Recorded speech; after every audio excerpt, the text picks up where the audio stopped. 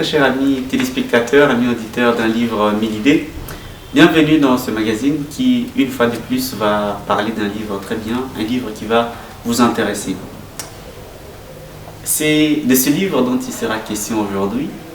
Alors, n'ayez pas peur, hein, bien sûr qu'il soit en anglais, mais il y a des textes très intéressants qui ont été écrits à votre endroit. Le titre, c'est Remembering the Past, the Present and the Future. A Step Forward, the Celebration of Sameness. C'est un livre qui a été écrit par un habitué de la langue anglaise, le professeur Kalenga Fidel. Alors, je viens déjà de dire qu'il est professeur, donc il est docteur en lettres et civilisation anglaise, professeur à l'université de Lubumbashi et il donne cours également dans diverses autres universités. Ce n'est pas sa première publication, il a déjà publié un autre recueil de poèmes et d'autres écrits d'ordre scientifique. Nous avons aujourd'hui le réel plaisir de pouvoir le recevoir et échanger avec lui sur ses livres. Professeur, bonjour et bienvenue. Merci, Monsieur Jean-Marc, et bonjour à tous les auditeurs et auditrices. Alors, professeur, en observant le titre, il est tellement kilométrique, parfois on s'est dit, tiens, et en le lisant, il y a beaucoup d'informations que l'on capte.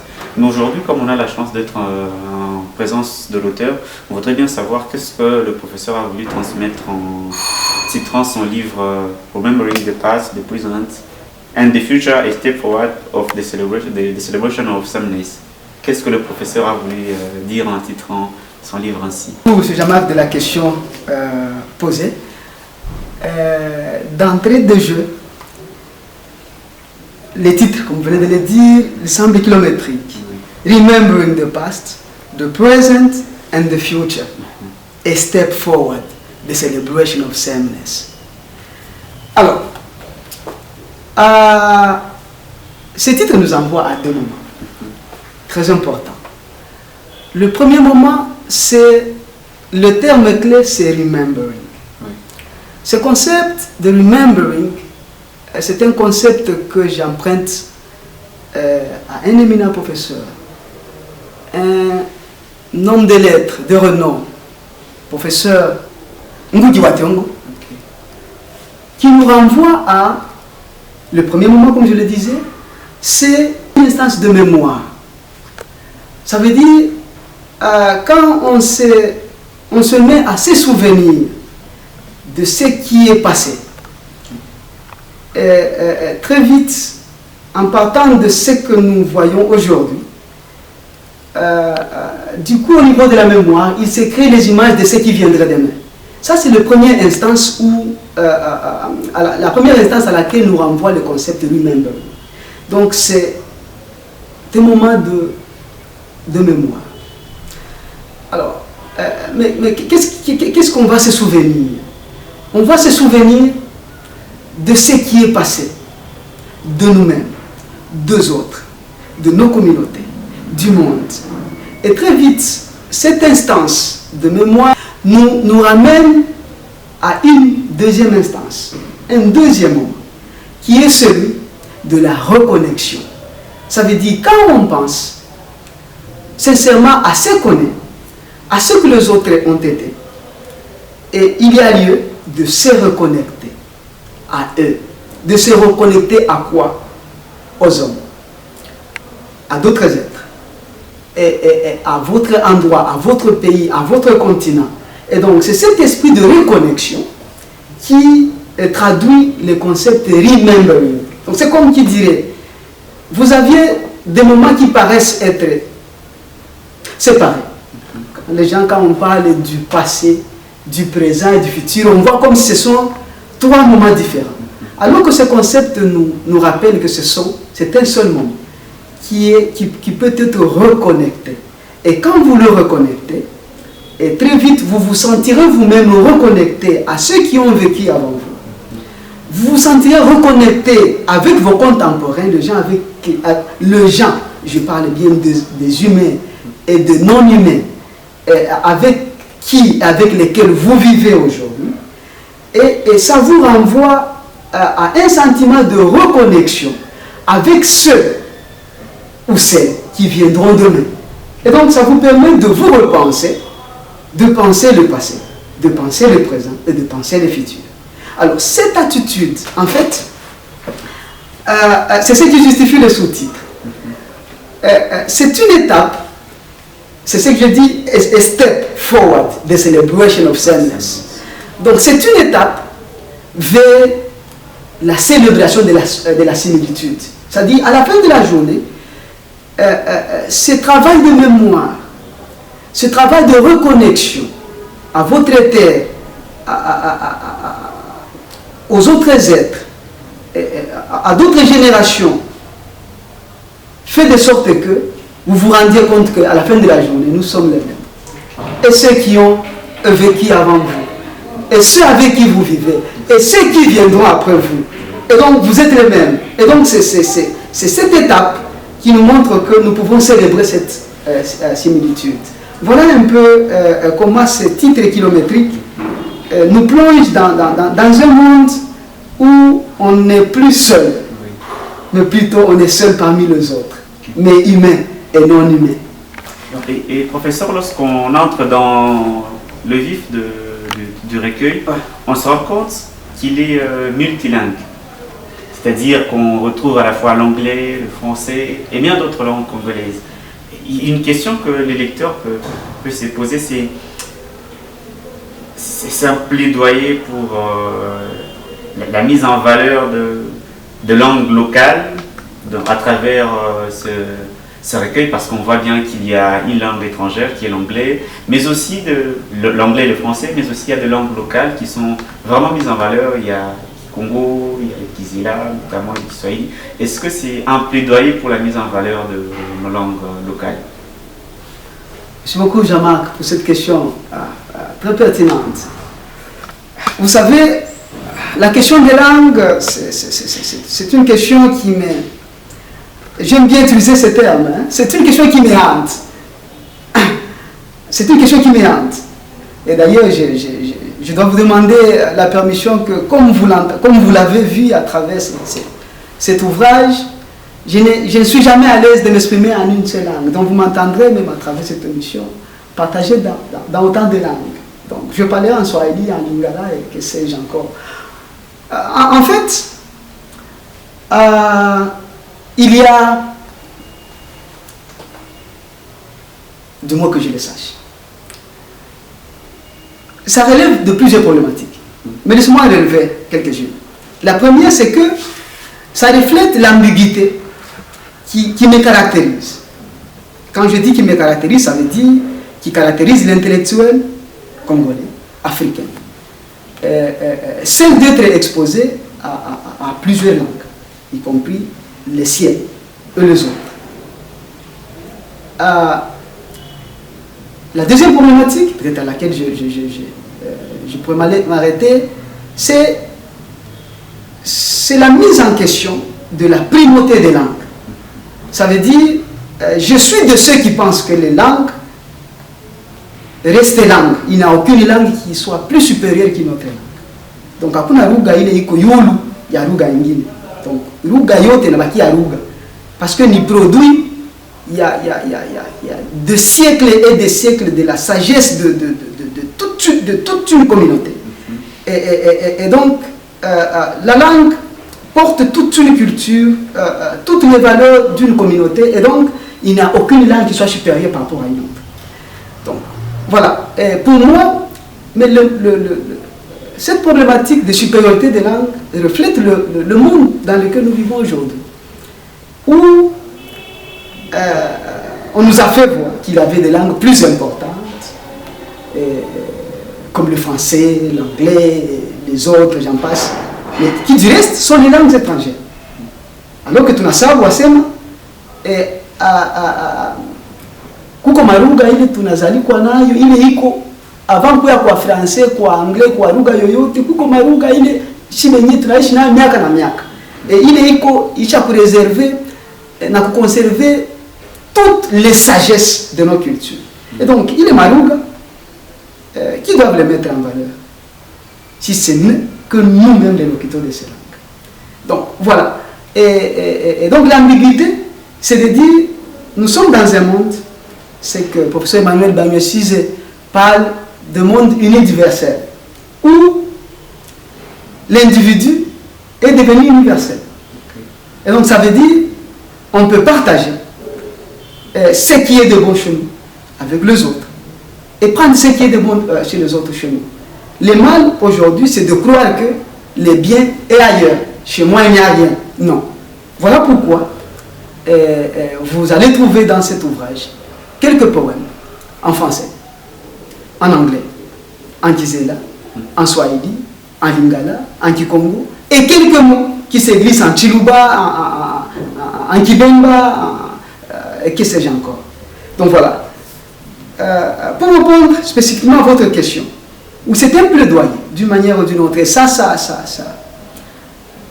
fait partie de mes publications dans lesquelles je partageais avec beaucoup de mes pairs. Je suis convaincu que nos langues congolaises, non seulement nationales, toutes nos langues méritent un regard particulier de nous, les locuteurs, mais du législateur aussi. Parce que pour moi, je suis de ceux qui pensent que cette architecture présente des langues qui fait que les unes soient minorées, les autres soient majorées, c'est une mauvaise architecture.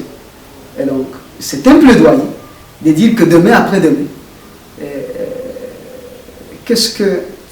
si nous reconnectons le passé, le présent et le futur, qui sait demain que la langue française demeurera la langue officielle? Parce que pour moi, ce statut de la langue française comme une langue officielle au Congo fait que les autres langues soient non officielles. Voilà pourquoi tu n'as pas pu s'aimer. Donc c'est cette problématique-là avec un plaidoyer que nous devons faire valoir nos langues congolaises, africaines, à côté des autres langues.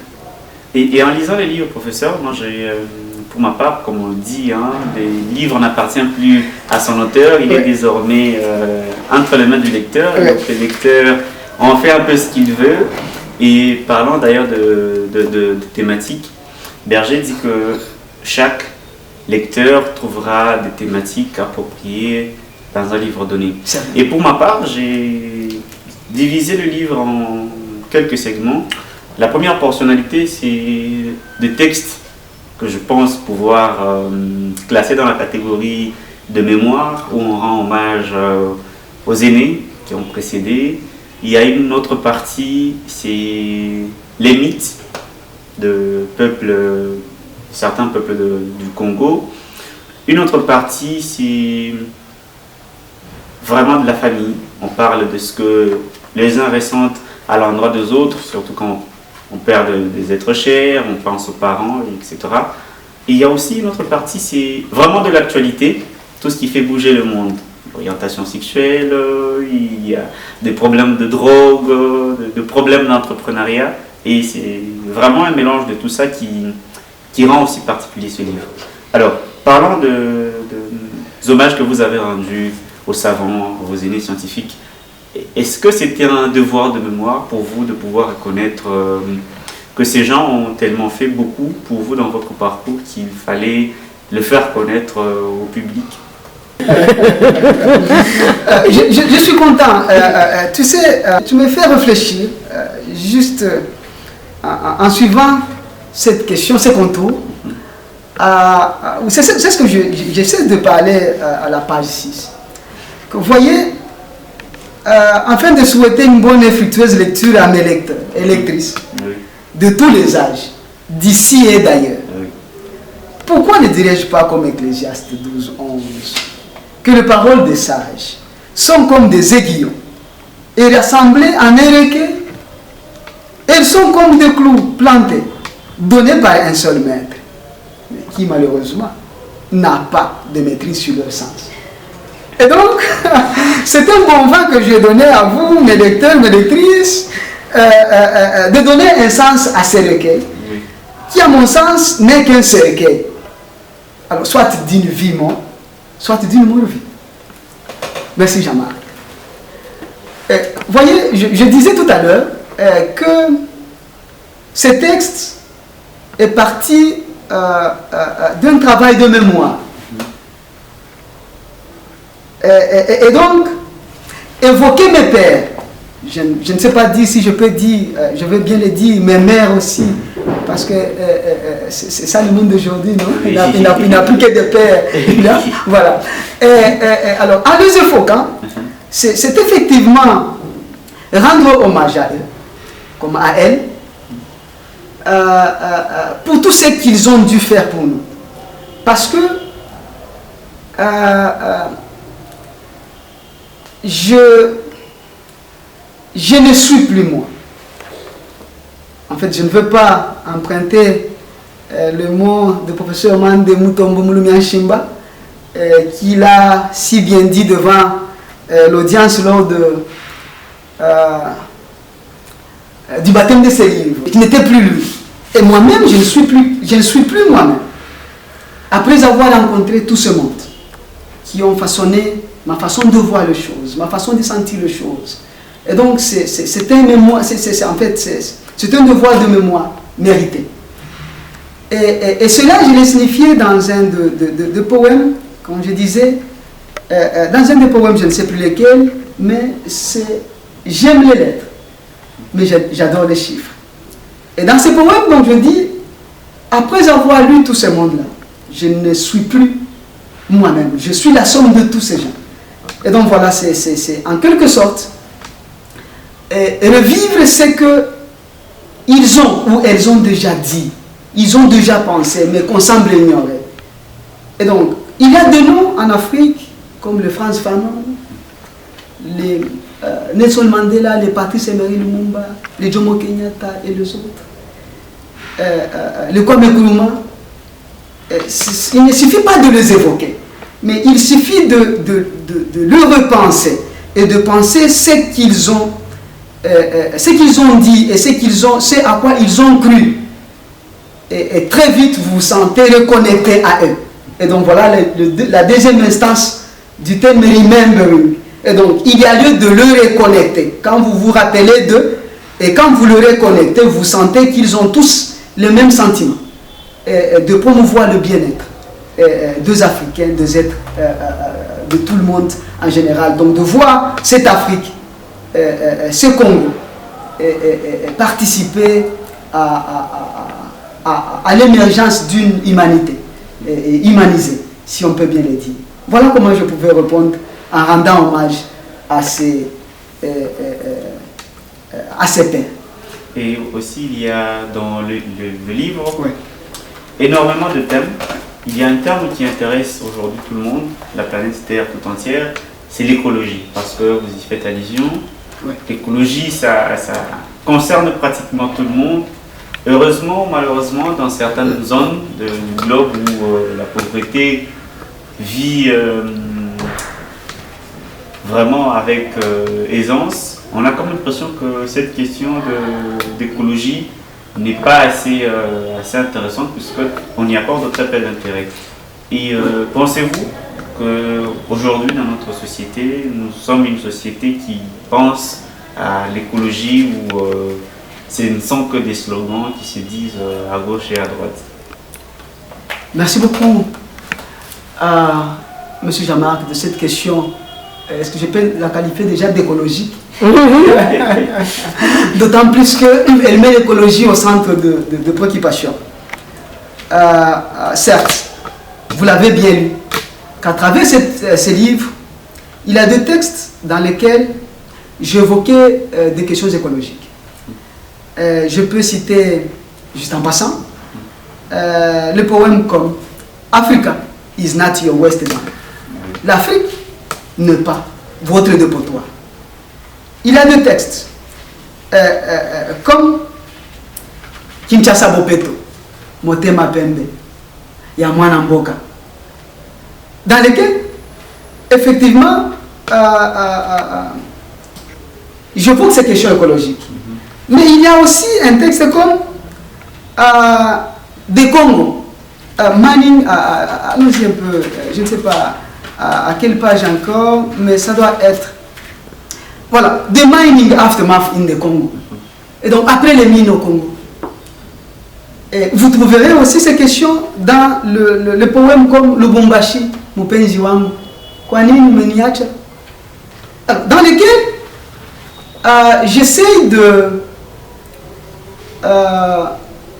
de passer, de mettre en question certaines pratiques qui se passent ici en Afrique, au Congo, à Kinshasa, à Lubumbashi, et partout ailleurs. Comme la mauvaise gestion des déchets, par exemple. Vous voyez, plus on n'est pas informé sur des questions, des problèmes environnementaux, plus on ne réalise pas combien, à quel niveau chacun de nous y participe d'une manière ou d'une autre. Quand j'en évoque dans le poème Africa is not your West Dam, l'Afrique n'est pas votre dépotoir. Voyez combien de biens qui sont déversés en Afrique que nous, de première vue, nous voyons comme si c'était de biens nécessités qu'on avait besoin, alors qu'à la fin de la journée, ce sont des déchets qu'on vient de verser, mais on vient de verser en Afrique où on n'a pas la capacité de gérer ces déchets-là. Il suffit de les utiliser. Il suffit, vous voyez, un véhicule qui a 250 000 kilomètres, mais qui est déversé en Afrique parce qu'on le vend à 1 500 $. Alors qu'on va l'utiliser qu'après une année. Et ce sont ces véhicules que nous retrouvons sur toutes les artères de Lubumbashi, de Kalemi, de Kisangani, de Goma, partout, et où on ne sait pas les jeter, et ça constitue des problèmes environnementaux. Et toutes ces machines électroniques qui nous viennent de partout, des habits que nous portons pendant 2 jours, 3 jours, et donc tout ça sont des problèmes environnementaux, mais qu'on ne sait pas percevoir parce que nous ne sommes pas éduqués. Il y a moins d'éducation environnementale dans nos pays. Alors, il en est de même de toute cette gestion des déchets que nous avons dans nos vies, où tout le monde se permet de jeter les déchets partout parce qu'il croit ou elle croit que quelqu'un viendra ramasser pour lui ou pour elle. Alors que c'est là, combiné à la mauvaise gestion de la cité, on n'a pas le moyen de gérer tous ces problèmes qui ont de l'impact, non seulement sur notre santé, mais aussi sur la morale de toutes les générations présentes comme futures. Rappelez-vous que nous reconnectons. C'est-à-dire ce que nous posons aujourd'hui, cet enfant qui a vu depuis son enfance, qui a été à côté de sa maman dans le marché pirate, toute sa jeunesse, en train de jeter makanda ya nani ya nkalanga chini, mayani ya nani ya lenga chini kila siku. Quelle est la morale, quelle est l'attitude environnementale et écologique que nous donnons à cet enfant? Et donc il faut se penser comme ça. Voilà. Et ça ne se limite pas à ce niveau là-bas. Voyez, aujourd'hui, quand nous parlons d'exploitation minière, nous voyons seulement les impacts positifs. Plus c'est l'argent, c'est l'économie, c'est le travail qui vient, ainsi de suite. Mais on ne voit pas comment ces entreprises minières gèrent les déchets de leurs exploitations. Alors, ce sont tous ces problèmes que nous devons regarder avec un œil critique, pas pour le regarder, mais plutôt pour orienter la communauté à voir autrement et à faire autrement, parce que toute personne est un acteur, d'une manière ou d'une autre, d'une bonne gestion environnementale ou d'une mauvaise gestion environnementale. Et le cas de la gestion des déchets en est un problème. Faites juste la ronde dans notre ville, par exemple, dans nos institutions. Combien d'institutions ont des poubelles? Allons-y dans nos maisons. Combien de nos maisons ont des poubelles? Si ce ne sont que les avenues et les terrassés qui sont devenus nos poubelles. Et donc, j'en parle avec un peu un œil critique. Et c'est ce que j'invite mes lecteurs, mes lectrices à plus exploiter cette façon critique. Parce que moi-même, j'en ai vu non seulement dans la cité, mais aussi dans les organisations minières. Voilà un peu ce que je pourrais parler. Qu'est-ce que je voudrais dire? Kinshasa Bopeto, Motema Pembe, est une interpellation. C'est Motema Pembe Yabanan, Motema Pembe Yabanamboka. Et donc, on doit avoir, c'est nous qui devons cultiver cette façon de gérer nos cités en intégrant les questions écologiques. Certes, je suis content ici à Lubumbashi, comme ailleurs au Congo, que vous voyez qu'il y a les arbres que nous plantons, ce sont des bonnes pratiques, et vous trouvez on doit encourager des bonnes pratiques, mais tout en décourageant les mauvaises pratiques. Voilà pourquoi, dans le poème Lubumbashi Mpenzi wangu, kwa nini umeniacha? Je voulais juste évoquer ces strophes qui parlent vraiment de la saleté qui a abîmé la beauté de cette femme, qu'il aimait Lubumbashi, qui était si propre, qui était si charmante, mais aujourd'hui, qui est devenue sale. Mais à cause de qui? À cause de ses maris, il a qualifié de ses maris qui lui a rendu ses mauvais services. Mais il veut voir à la fin de la journée, cette femme Lubumbashi, elle est dorée de sa belle robe, laquelle robe lui faisait tout son éclat. Voilà. Et donc ce sont là la façon de plaider à l'égard d'une bonne gestion environnementale. Très chers amis téléspectateurs, amis auditeurs du magazine Un livre, 1000 idées, vous vous rendez compte que la matière est tellement abondante et que les bonnes choses ne durent pas du temps, puisqu'il y a encore énormément de thèmes qu'on n'a pas pu exploiter, qui sont traités dans le recueil de poèmes. N'hésitez pas à faire un petit tour dans la librairie. Venez, vous allez trouver le livre pour vous familiariser davantage avec les textes et essayer de nous reconnecter au passé, au présent et en vue de préparer un bel avenir. Nous disons merci au professeur qui s'est disponibilisé, qui a répondu favorablement à notre invitation. Professeur, merci beaucoup. C'est à moi de vous remercier, M. Jean-Marc, et j'estime que nos auditeurs, nos auditrices, nos spectateurs, nos spectatrices passeront nombreux dans les librairies Pauline. Notre livre se trouve dans beaucoup de librairies, librairie Pauline à Lubumbashi, à Kinshasa, Mediasport Lubumbashi, Kinshasa, et on peut retrouver notre livre. Et c'est ce que je pourrais, comme mot de la fin, c'est de dire à tout le monde que ce livre est à lire et à faire lire, parce que il a le potentiel de changer votre vie et la vie du monde autour de vous. Je vous remercie. Vous l'avez compris, c'est donc le mot de la fin de ce magazine. Vous avez été très nombreux à nous suivre de partout. Merci de votre fidélité. Si vous avez aimé ce magazine, dites merci à toute la grande équipe qui ne cesse de travailler d'arrache-pied pour que nous puissions nous retrouver et échanger avec les auteurs. C'est notamment la technique assurée par la grande sœur Marie-Justine, la supervision et la coordination générale de Monseigneur Adolphe Stolucci. N'hésitez pas à faire un tour sur notre page YouTube, Un livre, 1000 idées, pour partager un maximum les liens des émissions même passées ou de cette émission avec vos amis pour nous instruire et nous reconnecter les uns aux autres. À tous et à toutes, restez fidèles au programme. Au revoir. Je te dirai ce que tu